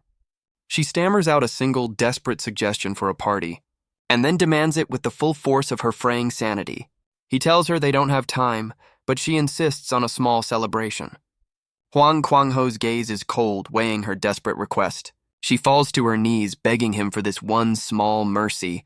Priorities, I guess. The yellow-eyed woman calmly states that a fighter knows their own limits best. Huang Kwang-ho finally relents, agreeing to the party before his next match. He tells them to get it over with, heading out to grab some food himself. His boss can only watch, the sheer relief mixing with her utter exhaustion. But the yellow-eyed woman finds this sudden demand for a party suspicious. The boss asks what's so important about a celebration at a time like this. The yellow-eyed woman turns the question back on her, asking what her true motives are.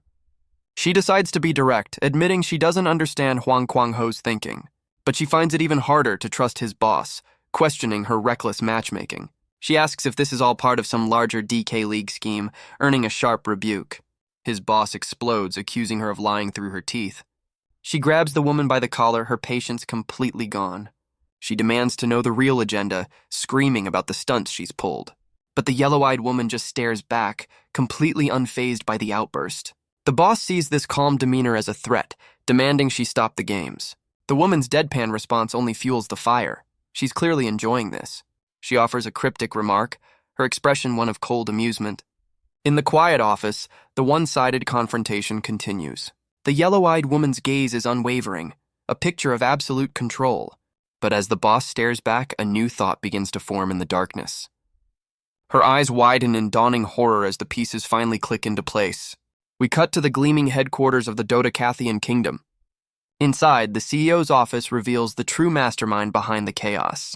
The CEO questions why Paul Ronnie abandoned his skills for a simple brawl. A man in a white suit enters, the very one who sent his assistant to their team.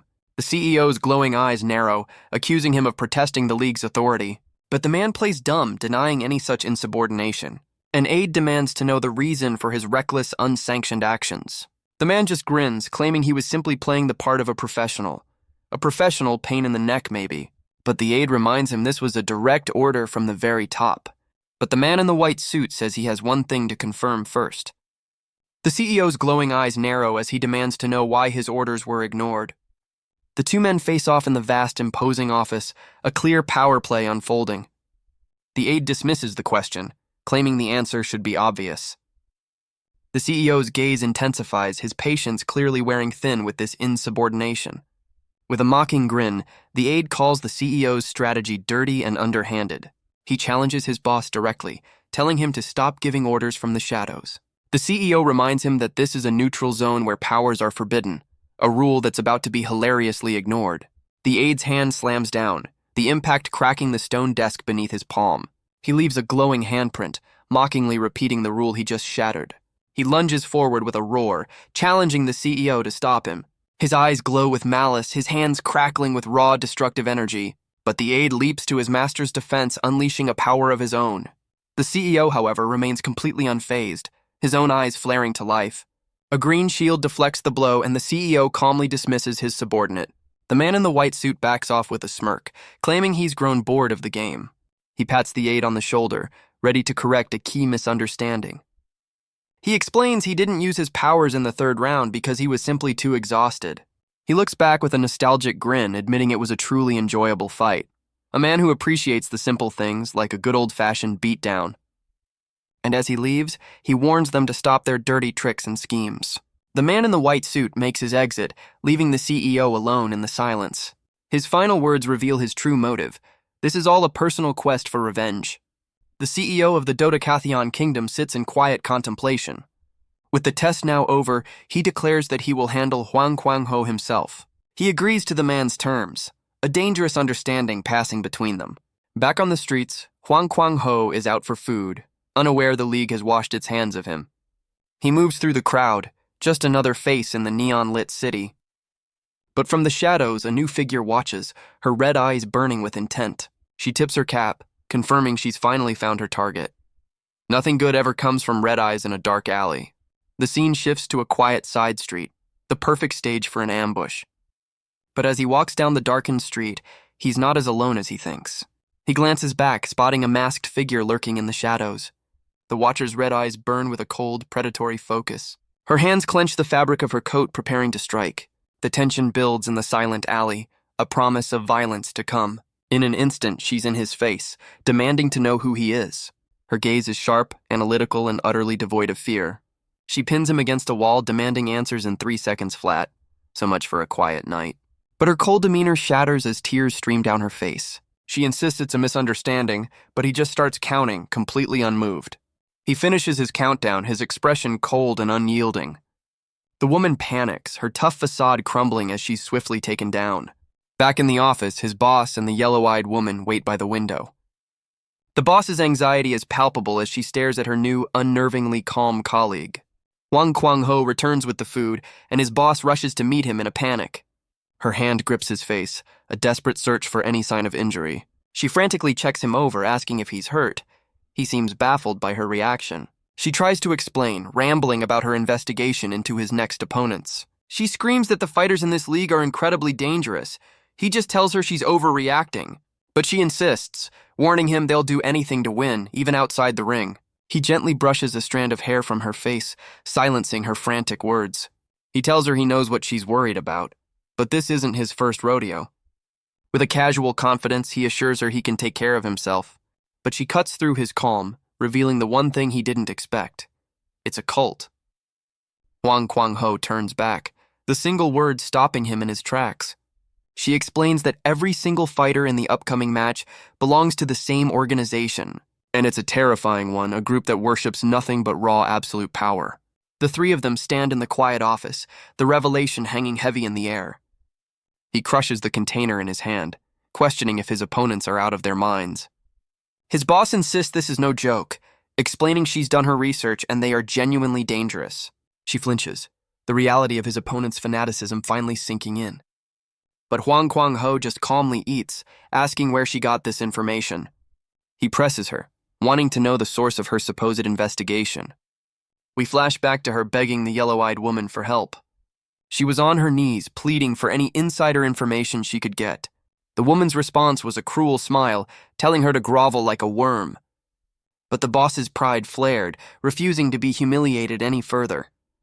Back in the present, Wang Kwang-ho changes the subject, asking if she saw anyone suspicious. He seems genuinely curious, wondering what she might have encountered. And we see the threat, the red-eyed woman, beaten and bruised, just wanting an autograph. So much for a deadly assassin. The red-eyed woman insists it was all just a simple misunderstanding.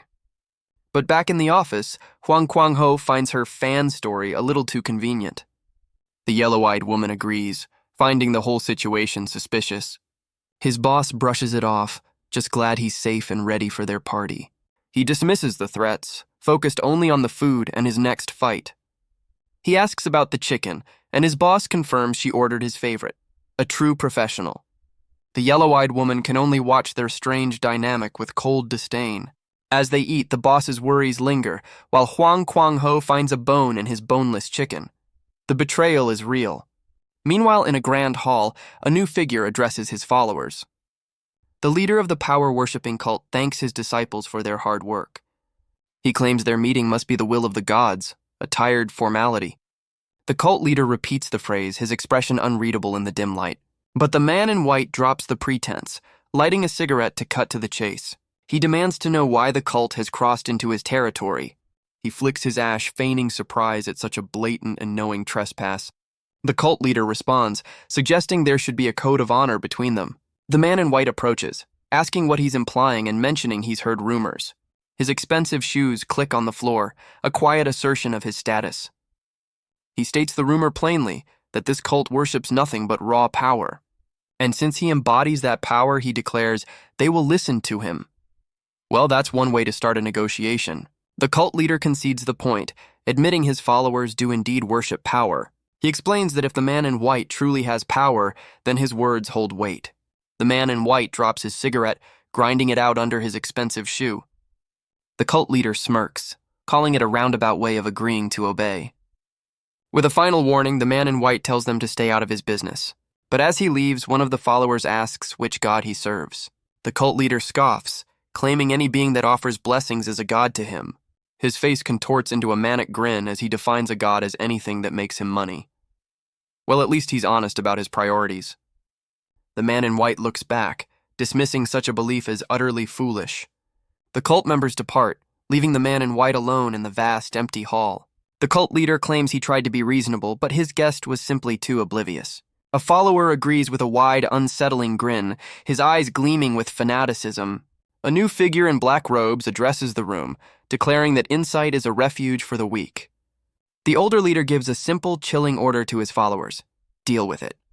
The robed man sheds his top, preaching that gods are always near, even when unfelt.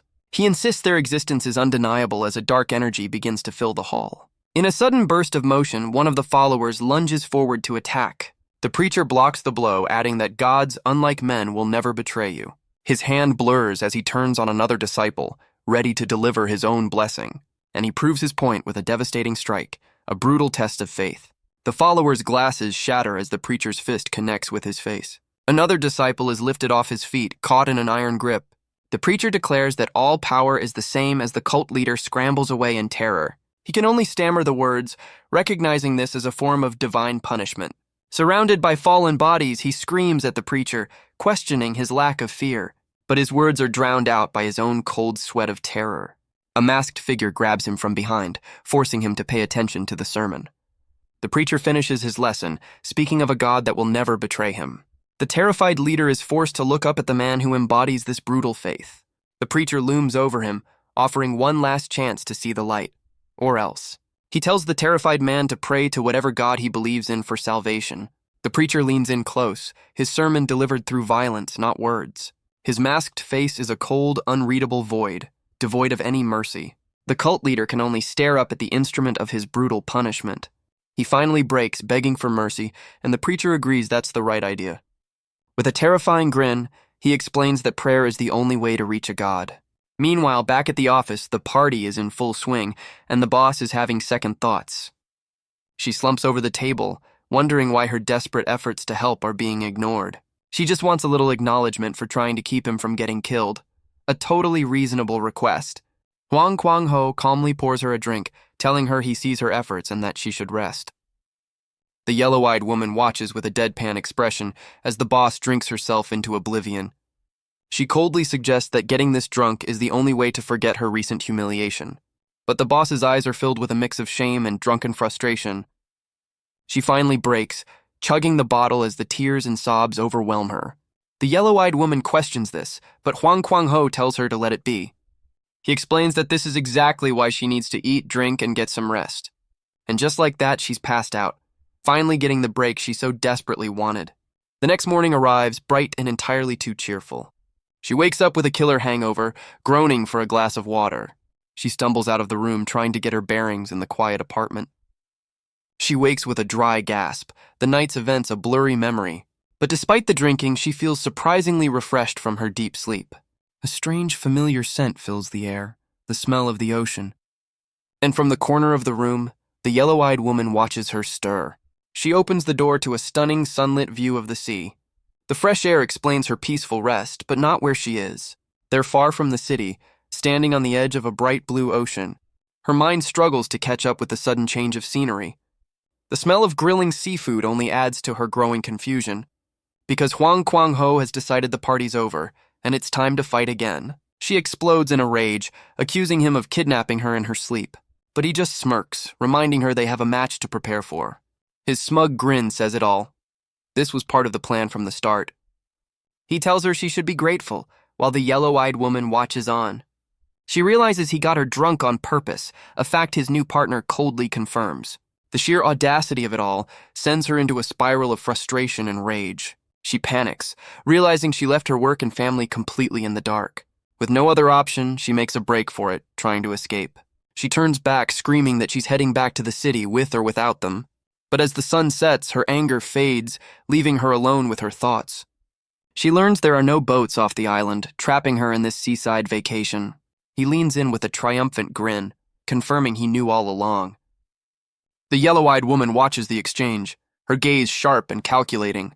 She claims innocence, pinning the entire kidnapping scheme on Huang Kwang-ho. But she does admit to handling her work, telling her to just call her family. How thoughtful. The boss can only sigh, completely outmaneuvered and exhausted. With a defeated slump, she finally accepts her fate. She agrees to go along with it, and he praises her for finally seeing reason. But the yellow-eyed woman cuts in, adding a condition of her own. She reminds him his only goal is to set a record, regardless of the details. The boss lays down her own terms for this forced vacation. She'll forgive the kidnapping if they promise to keep a low profile. But Huang Kwang-ho asks why she's so on edge, wondering if it's about the cult. The question hangs in the air, her face frozen in the shadows. Her eyes widen, betraying the genuine fear she's trying to hide. She glances around the restaurant, her paranoia painting everyone as a potential threat. She suddenly grabs his face, trying to silence him before he says more. Her hand covers his mouth, a desperate attempt to control the situation. She insists he can't fall for their act, her composure completely shattered, but he just calls her a scaredy cat, dismissing the people around them as simple tourists. He whispers back, dismissing her fears about the power-worshipping cult. But she insists their fanaticism is exactly what makes them so unpredictable. The yellow-eyed woman tries to broker peace, focusing on the record. She asks about a training facility, already planning their next move. Huang Kuang-ho finally agrees to keep a low profile until the match is over. As they eat, he remarks that they can finally communicate with each other. He then calls her out for her constant worrying, lecturing her on risk versus reward. But she sees this as a high-risk, low-return situation on an island full of fanatics. He holds up his phone, reminding her they're not cut off from the world. Modern problems require modern solutions, I guess. And then he promises to protect her, a simple vow that completely changes her expression. The sound of the waves washes over the shore in the quiet of the night. She stands alone, questioning if her constant worrying is holding them back. She admits that without Huang Kuang-ho's fearless attitude, they'd be nowhere. His recklessness is a double-edged sword, but it's one that cuts a path forward. For the first time, she wonders if her own judgment has been the problem all along.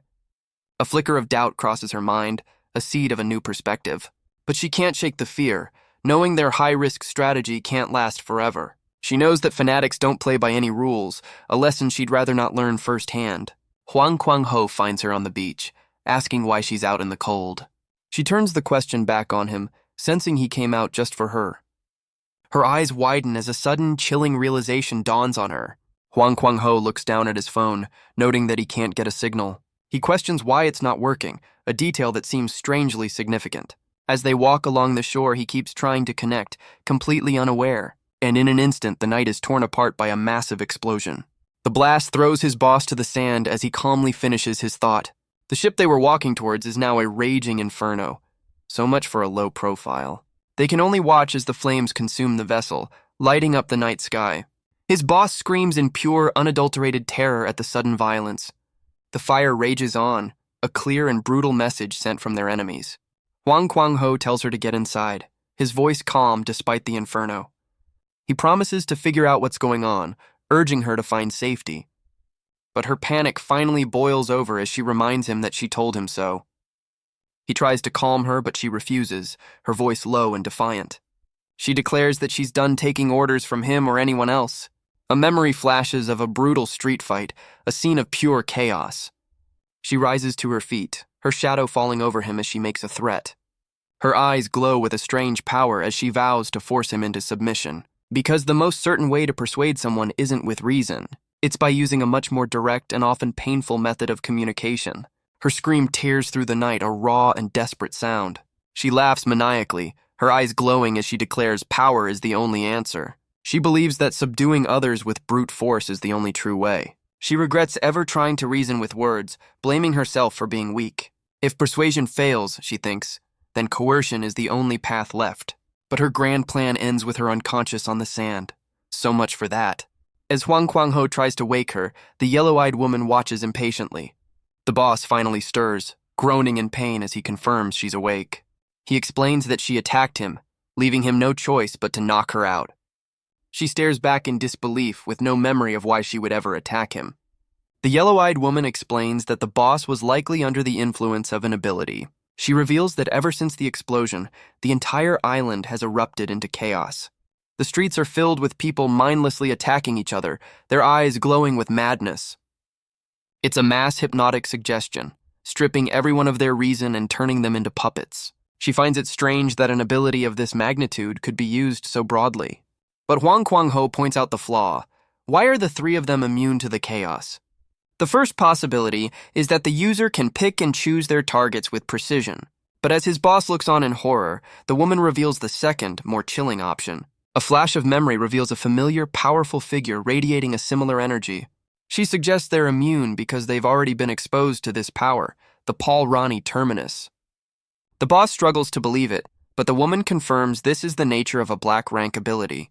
Huang Kuang-ho's eyes narrow as he listens to her explanation. She calls it a power that stands at the apex of all others as another victim succumbs to the madness. But Huang Kuang-ho doesn't hesitate, dropping the first attacker with a single decisive blow. The boss looks around in horror, realizing they're surrounded by a horde of controlled civilians. Men, women, and children, all with the same vacant, glowing eyes, stare down at their prey. She can only stammer out a thank you, still reeling from the sudden attack. But Huang Kwang-ho is already on the move, sprinting away from the scene. He yells back that he saved her once and now she's on her own. Chivalry is truly dead. He shouts for them to meet him back at the hotel, leaving them to navigate the chaos alone. The two women are left alone on the beach as the horde of glowing-eyed locals closes in. Their faces are twisted into grotesque smiles, their eyes glowing with mindless rage. The yellow-eyed woman gets to her feet, clearly unimpressed by this turn of events. The boss clenches her fist, her terror quickly turning into pure, unadulterated fury. With no other choice, she turns and runs for her life, the mob hot on her heels. The two women sprint through the chaos, trying to escape the mindless horde. The boss screams, her frustration and fear finally reaching a breaking point. She screams Huang Kwang-ho's name, her voice echoing through the resort complex. She reminds him of his promise to protect her, a promise he just casually broke. So much for that vow. She demands he take responsibility for kidnapping her and leading them straight into this mess. The yellow-eyed woman's gaze is sharp, her patience clearly wearing thin. But the boss is far less composed, her body giving out as she runs. Huang Kwang-ho glances back, his expression a mix of annoyance and concern. He screams at her to keep moving, but she's doubled over, completely spent. She gasps for air, clutching a cramp in her side, having hit her physical limit. All that office work did not prepare her for a zombie apocalypse. The yellow-eyed woman looks on, her expression unreadable but far from sympathetic. Her eyes narrow, calculating their chances in this increasingly dire situation. And behind them, the mindless, glowing-eyed horde continues its relentless advance. The yellow-eyed woman urges her to get up, knowing they're just seconds from being overrun. With a frustrated sigh, Huang Kwang-ho scoops up his boss, forced to carry her to safety. So much for being on her own. Still being carried, she accuses him of leaving her behind only to return too late. He denies it, reminding her he simply told her to run to safety. But she screams back, her logic frayed by fear, insisting they should have stayed together. The yellow-eyed woman's gaze sharpens, her patience finally at its end. And with a sudden shove, she sends the boss flying from Huang Kwang-ho's back. The boss tumbles across the pavement, her rant cut short by a very direct form of feedback. She gasps for air, the shock of the betrayal written all over her face. Looking up, she sees them standing over her, asking if he's really going to fight. He confirms it, explaining these are just civilians controlled by an enemy's power. The yellow-eyed woman calls him out, suggesting his earlier retreat was because he couldn't win without harming them. He stares down the horde, admitting it's too late to run, but a new plan is forming. But he corrects himself. It's not so much a plan as it is the only option left. And from the shadows, the true mastermind appears, his eyes glowing with the same purple madness. His boss can only watch on, bruised and utterly lost in the chaos. The puppet master laughs, claiming the ability has scrambled his own brain as well. With a single stomp, he unleashes his mindless army upon them. The controlled civilians surge forward, a single unified wave of violence. Their faces are twisted into manic grins, their eyes glowing with borrowed power. And leading the charge is another fighter, his own will completely erased by the puppet master. But Huang Kwang-ho stands his ground, a lone figure against a sea of red-tinged madness. The puppet's face twists into a mask of pure, mindless rage. And Huang Kwang-ho answers with a whirlwind of precise, non-lethal strikes. He moves through the crowd, disabling them one by one without causing serious harm. But the sheer number of opponents begins to take its toll on him. And soon, the entire horde lies unconscious on the rain-slicked pavement. The yellow-eyed woman can only stare, questioning his sanity after that display. She reminds him that he just took down an entire town of innocent people. He just curses his enemies for forcing his hand, already planning his lawsuit. Because of course he is. But she points out the obvious flaw. No one will ever believe his story. Nearby, his boss can only groan, still reeling from the chaos of the night. The yellow-eyed woman's expression is grim, her patience worn thin by the night's events. She urges them to move, knowing the unconscious civilians won't stay down forever. They retreat to the relative safety of their hotel room, the chaos left behind. The boss is out cold, the stress and exhaustion finally catching up to her. The yellow-eyed woman watches over her, while Huang Kwang-ho stands on the balcony. He notes the puppets are active again, now turning their mindless rage on each other. She questions his unnerving calm, asking if he somehow predicted this entire mess. But he scoffs at the idea, saying no one can predict the actions of fanatics. She insists they need to find the source and understand the cult's true motives. But Huang Kuang-ho questions why they should get involved, suggesting they just wait for rescue. He brushes off her concerns, turning his attention to the hotel's mini-fridge. He finds it well-stocked, a small victory in a night of total chaos. The boss, still recovering, points out they have enough food to wait it out. But Huang Kuang-ho brings up the bigger problem, the aftermath of his actions. He just assaulted an entire town of ordinary, mind-controlled people. It was an act of indiscriminate violence regardless of the circumstances. She argues that no one will believe their story about a mass hypnosis ability. But Huang Kuang-ho flatly refuses, seeing no reason to help the DK League. Outside, the chaos continues as the puppets tear each other apart. He'll just watch the carnage unfold until help arrives. A solid, foolproof plan. His boss begs him to intervene, but the yellow-eyed woman's cold response cuts through the air. Huang Kuang-ho's expression is a mask of pure indifference. He takes a drink, confirming he has no intention of helping the League. The yellow-eyed woman agrees, stating it's not their job to clean up this mess. But she adds a crucial detail, a single word that changes everything. And just like that, she has his complete and undivided attention. She explains that if they wait for rescue, the entire match will be cancelled. With the island in chaos, there's no way the fight can proceed as planned. And his record-breaking climb to the top will all be for nothing. A truly devastating thought. From her bed, the boss realizes this was the woman's plan all along. Huang Kuang-ho's lips curl into a smirk as he confirms her unspoken accusation. He admits that this was his plan all along, his eyes glowing with cold resolve. The boss chimes in, declaring she can't ignore people in crisis, a sudden burst of heroic spirit, I guess.